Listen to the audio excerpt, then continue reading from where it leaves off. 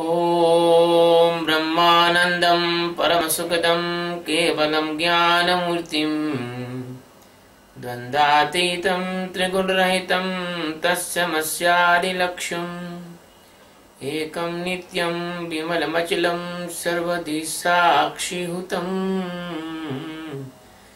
भावातीतं त्रिगुणरहितं सद्गुरुं तं नमामि।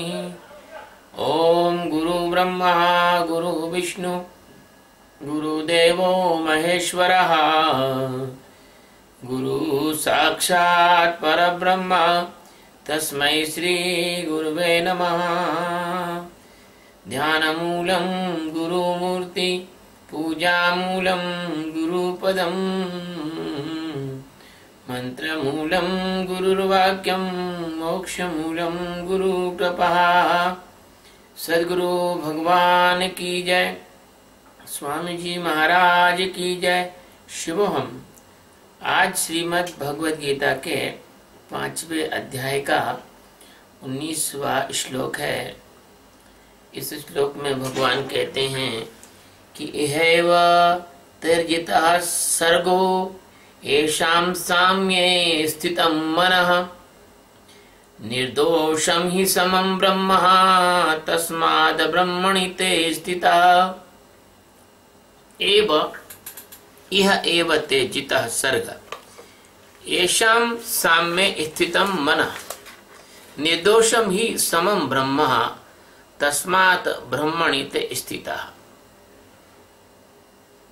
येषां यानी जिनका, मना यानी मन, साम्य यानी संभाव में, स्थितम यानी स्थित है, ते यानी उसके द्वारा, यह यानी इस जीवित अवस्था में ही, एव यानी ही, सर्ग यानी संपूर्ण संसार, जिता यानी जीत लिया गया है,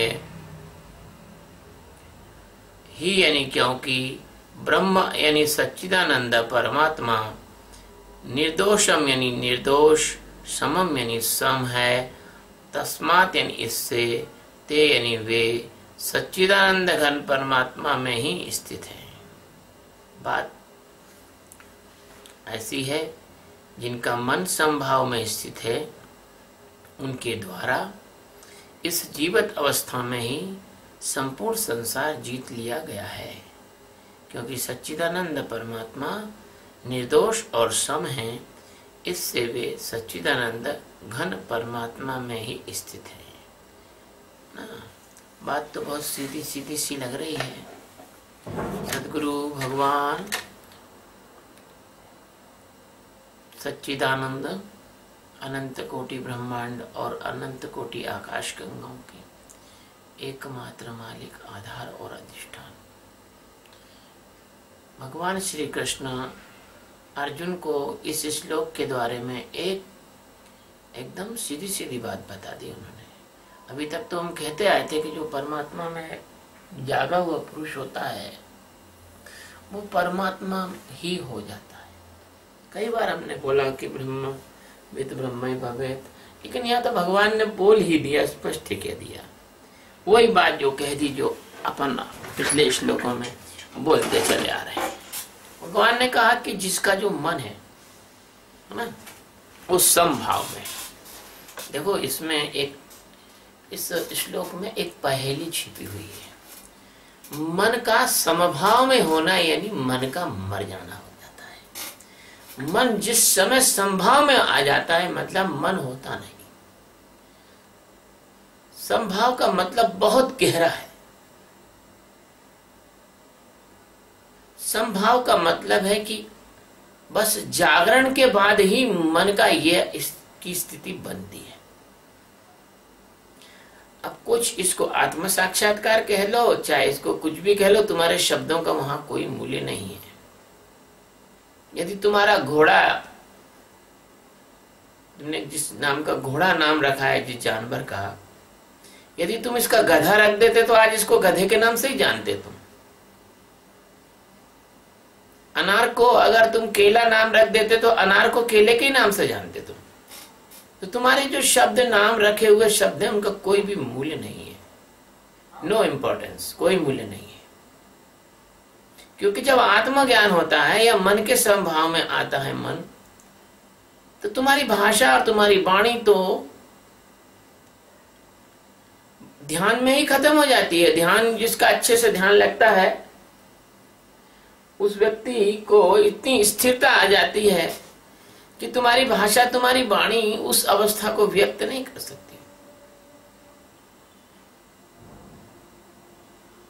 एक प्रेमी प्रेमिका थे, तो जो प्रेमी था उससे प्रेमिका ने पूछा कि आप मुझसे कितना प्रेम करते हो बताओ।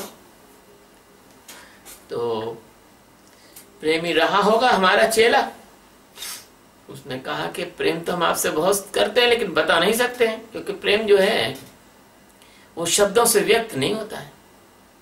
नहीं, बताना पड़ेगा, बताओ कितना प्रेम करते हो हमसे। तो जो मूरत चंद लिमिटेड होते हैं वो कहते हैं हाँ, हम आपसे इतना प्रेम करते हैं जितने आकाश में तारे हैं, हम आपसे इतना प्रेम करते हैं जितनी सागर में जो है बूंदे हैं। तो ये मूर्ख लोगों के काम है। हमारा चेला बहुत समझदार था, उसने खींच के चाटा मारा अपनी प्रेमिका के गाल पर तलाक से। उसने कहा ये क्यों किया? उसने कहा ये जो ने चाटा मारा है इससे तुमको दर्द हो रहा है कि नहीं? कहा हाँ हो रहा है। इसको बताओ, इस दर्द को बताओ, ये कैसा हो रहा है और कितना हो रहा है? तो बोले हम इसको बता नहीं सकते, दर्द हो रहा है लेकिन बता नहीं सकते। पर तुमने हमको मारा तो मारा क्यों? हम जो है तुम्हारे से छोड़ के चले जाएंगे। तो बोले नहीं, हमने तुमको मारा है तो हमने यही बताने के लिए मारा है कि तुम बार बार जिद कर रहे हो कि कितना प्रेम करते हो। हमने तुम चाटा मार के ये बताया कि जब तुम दर्द को नहीं बता सकते तो हम प्रेम को कैसे बता सकते? तुम्हारा दर्द और तुम्हारा प्रेम जब दोनों भी अभिव्यक्त नहीं किया जा सकता वाणी के द्वारा, शब्दों के द्वारा, भाषा के द्वारा, प्रतीकों के द्वारा, दुनिया की 3000 बोलियां और 300 भाषा में कोई ऐसा शब्द नहीं है जो दर्द के अनुभव को बता सके। एक आदमी को कभी जिंदगी में सर में दर्द नहीं हुआ, सिर दर्द। अब उसको खूब समझाओ आप सिर दर्द कैसा होता है, नहीं समझा सकते आप उसको। जैसे एक कहावत है ना, जिसके पैर न फटी बीमाई वो क्या जाने पीर पर आई, है ना। जैसे एक दो देवियां हैं, एक ही कमरे में लेटी हुई हैं। एक देवी अपने ससुराल से आई है और एक उसकी छोटी बहन है या उसकी सहेली है जिसका अभी कोई विवाह हुआ नहीं है और कुछ संसार व्यवहार के बारे में जानती नहीं है। तो उससे पूछती है कि क्या भाई कैसे क्या है। तो कहने का तात्पर्य है कि ब्याही से कुंवारी मिले लगे अटपटे बैन, और ब्याही से ब्याही मिले तो पड़े रेन में सैन।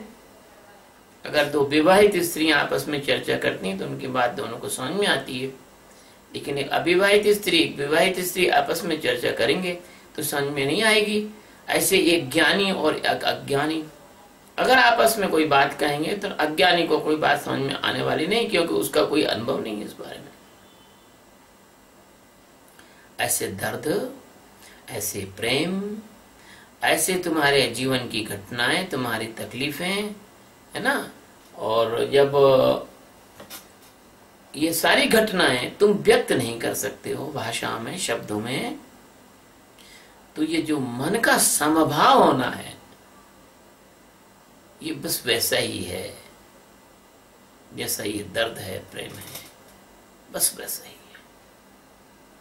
जो मन का समभाव होता है यह स्थिति वो स्थिति है तब मन नहीं होता, अमन अवस्था हो जाती है, मन नहीं रहता। तो गुरु महाराज कह रहे हैं कि अर्जुन, जब किसी व्यक्ति का मन का समभाव हो जाता है, यानी वह व्यक्ति अमन अवस्था में चला जाता है, तब संसार को वह जीत लेता है। मैंने पिछले कई श्लोक को मैं बोला गीता में जहां जहां जीतने की बात आ रही है वहां वहां उसको आप अलग होने में समझना, डिटैच होने में समझना, उसको जानकर उससे अलग हट जाने में समझना।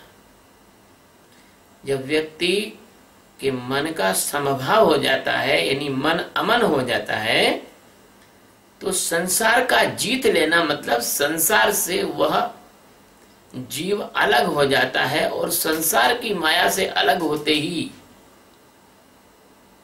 उसकी वैसी स्थिति हो जाती है जैसे आप नींद में कोई बुरा सपना देख रहे हो या भला सपना देख रहे हो। आपको नींद से जगा दिया जाए तो सपने से आप वैसे मुक्त हो जाते हो, वैसे व्यक्ति वह संसार से मुक्त होकर और परमात्मा स्वरूप में जाग जाता है, परमात्मा स्वरूप को जान जाता है। फिर वो एक पहेली और आ गई, 3 पहेली। एक पहेली तो मन का समभाव होना, यानी मन का अमन होना। दूसरे पहेली संसार को, माया को जीत लेना, संसार को जीत लेना। ये है संसार से पूर्णतः अलग हो जाना। संसार का कोई भी प्रभाव, माया का कोई भी प्रभाव आत्मा तक पहुंचता ही नहीं है। इसलिए आत्म तत्व को जान लेने वाला व्यक्ति संसार से तो ऑटोमेटिकली परे हो जाता है। जैसे एक हम उदाहरण दें, एक आदमी को सूरज से कुछ गुस्सा आ गई, सूरज की वजह से उसका कोई काम बिगड़ गया,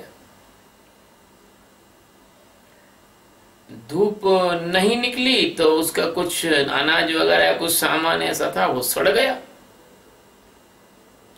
उसको बहुत गुस्सा आ गई। तो उसने कहा चलो हम सूरज पे अब थूकते हैं। तो ऊंचा मुंह करके सूरज पे थूका तो उसी के ऊपर गिरा।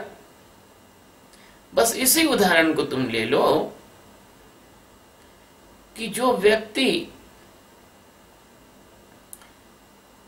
जिसके मन की अवस्था सम हो जाए, तो उस व्यक्ति की स्थिति सच्चिदानंद परमात्मा में हो जाती है। सच्चिदानंद परमात्मा यानी सूरज। तो जगत उसको कुछ बिगाड़ नहीं सकता। जगत थूकने वाला है नहीं, जगत। संत महात्मा आते हैं, ब्रह्म ज्ञान का उपदेश देते हैं, ब्रह्म ज्ञान में खुद भी खड़े होते हैं। संसार के लोग उस चूंकि उनकी बात को समझ नहीं पाते हैं तो उनको अपना विरोधी या धर्म विरोधी या कर्मकांड विरोधी या मूर्ति विरोधी ऐसा उनको निरूपित कर देते हैं, ऐसा उनके बारे में प्रचार कर देते हैं, क्योंकि मूर्खों की संख्या अधिक है और उनको समझने वालों की संख्या नगण्य, बहुत कम है। आज 4 वर्ष से फेसबुक पर निरंतर अपन लोग परमात्मा के ज्ञान की पोस्ट और 4 वर्ष से लगातार वीडियो डाल रहे हैं। तो कितने लोग आए? 10-15 हजार लोगों ने अपने वीडियो को देखा और पोस्टों को देखा। 15-20 हजार लोगों में से क्या 15-20 लोग भी आए क्या? ऐसी स्थिति होती है कि ब्रह्मवेत्ता की बात को सुनने और समझने वाले बहुत कम होते हैं और ब्रह्मवेत्ता की बात को उल्टा समझने वाले बहुत ज्यादा होते हैं। इसलिए कभी कभार जो है ब्रह्मवेत्ता को छुपकर भी रहना पड़ता है और कभी कभार बड़ी कठिन शर्तों से भी लोगों से जुड़ना पड़ता है। क्योंकि अगर अयोग्य लोगों के साथ में आ गए तो अयोग्य लोग आपकी बात के अर्थ का अनर्थ निकालकर और आपका दुष्प्रचार करेंगे। इस प्रकार जो ब्रह्मवेत्ता होता है वह संसार की जो माया होती है, इस माया से एकदम अलग हो जाता है, अर्थात संसार की माया को उसने जीत लिया। श्लोक का अगला पद कहता है, क्या कहता है श्लोक का अगला पद?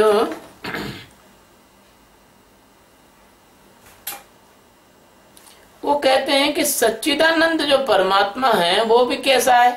सम है। और वो भी कैसा है? निर्दोष है। उसमें दोष यानी माया, तो श माया से लेना। और सम है भाई, एक से ही विचारधारा के लोगों में मित्रता होती है, विरोधी विचारधाराओं में मित्रता नहीं होती, शत्रुता होती है। तो यदि आप सच्चिदानंद परमात्मा के स्वरूप में स्थित होना चाहते हैं तो आपको सच्चिदानंद परमात्मा के ही स्वरूप के अनुसार अपने जीवन की अवस्था को ले जाना होगा। क्योंकि सच्चिदानंद परमात्मा सम है और निर्दोष है। उनमें सतोगुण, रजोगुण, तमोगुण, गुण विभाग, कर्म विभाग ये कुछ है नहीं, है ना। तो जब ये कुछ है नहीं तो ये उनमें नहीं है, तो आप अगर परमात्मा में जब खड़े हो गए तो आप में कैसे आ जाएंगे ये। इसलिए जो व्यक्ति इस अवस्था में खड़ा हो जाता है, जाग जाता है, जैसे सच्चिदानंद परमात्मा सम है और निर्दोष है, ऐसा वो भी निर्दोष हो जाता है और सम हो जाता है। तो इस श्लोक ये कहता है कि वो जीते जी ही वो व्यक्ति, ऐसी बात नहीं है कि मरने के बाद वो परमात्मा में रूपांतरित होगा, वो जीते जी ही परमात्मा में रूपांतरित हो जाता है और उसका जो शेष जीवन होता है वो परमात्मा ही शरीर के रूप में जीता है। वो जो पहले गोपाल भैया, मोहन भैया, फलाने भैया थे, वो भैया नहीं रहते हैं। जैसे कोई गोपाल भैया हमारे पास आए, उन्होंने ध्यान वगैरह के माध्यम से आत्मज्ञान प्राप्त कर लिया, तो वो गोपाल भैया नहीं रहेंगे, वो ब्रह्म हो गए, लेकिन गोपाल भैया के नाम से भले जाने जाए तो जाने जाए। इसलिए ये पैटर्न रखा, ये तरीका रखा, जो व्यक्ति ब्रह्म ज्ञान को प्राप्त कर लेता है उसका नाम बदल दिया जाता है। किसी का नाम अखंडानंद, किसी का सच्चिदानंद, किसी का नाम गुप्तानंद, किसी का नाम ब्रह्म प्रकाश, किसी का नाम गोविंदानंद, किसी का नाम वेदांतानंद, किसी का नाम सच्चे बाबा, ऐसे करके नाम बदल दिए जाते हैं, है ना। क्योंकि उनको अब संसार के नाम उनके नहीं रखते, क्योंकि संसार का नाम रखने से उस ब्रह्म तत्व में जिसमें वो जागे हैं उसका अपमान हो जाता है। इसलिए हमारे ऋषि मुनियों ने ये परंपरा रखी है कि व्यक्ति को जब आत्मज्ञान हो जाता है तभी उस व्यक्ति के आगे स्वामी लगाया जाता है। ये स्वामी मतलब है कि आत्मज्ञान प्राप्त हो गया इस व्यक्ति को। ठीक है, अब ये दुख की बात है कि अब हर आदमी अपने को स्वामी लगाने लगा। और एक महात्मा जी, एक महाराज जी आए, उन्होंने सबको स्वामी, बियर पीने वाले को भी स्वामी, शराब पीने वाले को भी स्वामी, सिगरेट पीने वाले को भी स्वामी, चरस पीने वाले को भी स्वामी, स्त्रियों के साथ नाच गाने करने वाले को भी स्वामी, है ना। और ध्यान के नाम पर जो है, और उन्होंने अति भीभत्स साधना की लीलाएं जो चालू करी, उनको भी स्वामी। तो सबको उन्होंने स्वामी लगा दिया और स्वामी शब्द की हो गई अवमानना। स्वामी शब्द दूषित और कलुषित हो गया, इसलिए सबसे ज्यादा आदमी स्वामी जिसके आगे लगा है उसी से भाग, उसके सामने आने की कोशिश नहीं करता कि अरे यार ये कुछ गड़बड़ है ये मामला इसको। लेकिन अभी भगवान जो 5000 वर्ष पहले जो कह के गए हैं उसका मतलब तो यही हुआ है कि जो इनका मन अमन अवस्था में आ गया है, वो जीवित रहते रहते, जिंदा रहते रहते ही सारे संसार से मुक्त हो गए हैं, अलग हो गए हैं। संसार व्यवहार से अलग होने के वजह से वो दिखते जरूर है संसार में, जीवित संसार में काम करते हुए, लेकिन कमल के पत्ते के समान वह उससे अलग है। और सच्चिदानंद परमात्मा जैसा निर्दोष है वैसे वो भी निर्दोष है। और जैसे सच्चिदानंद परमात्मा में समता है, उसको किसी की ताकत नहीं है कि पंच तत्व, 3 गुण अथवा प्रकृति की कोई शक्तियां परा अथवा अपरा प्रकृति कोई उसको किसी प्रकार से विचलित कर दे या प्रभावित कर दे या रूपांतरित कर दे या बदल दे या कुछ कर दे, ऐसा कुछ होता नहीं है ना। वो तो सबका परम प्रकाशक हो जाता है, सब में होकर सबको जानने वाला हो जाता है, सर्वधि साक्षीभूतम हो जाता है वो। और वो सच्चिदानंद परमात्मा में ही स्थित है। स्थित है ये शब्द भी एक मतलब पहेली है, जैसे सम पहेली थी, जैसे जीतना पहेली थी। ये स्थित है, इसका मतलब ये है कि वह सच्चिदानंद परमात्मा ही है, वह सच्चिदानंद परमात्मा ही है। इसलिए कहते हैं गुरु साक्षात परब्रह्म। गुरु महाराज साक्षात परब्रह्म परमात्मा ही है। मैं अपने सदगुरु को